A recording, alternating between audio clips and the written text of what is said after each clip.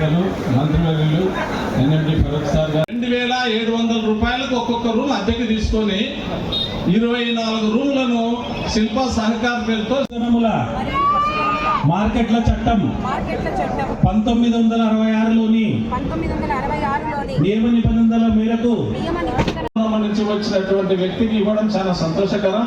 అలాగే ఈ మార్కెట్ యార్డుకు మన రాష్ట్రానికి సేవ చేయగలవాడనని మీ అందరి సమక్షమున దైవ సాక్షిగా మనస్సాక్షిగా ప్రమాణం చేయుచున్నాము. ఆయన కుమారునికి హరిబాబుకు మార్కెట్ యార్డ్ చైర్మన్ గా రావడం చాలా సంతోషకరం.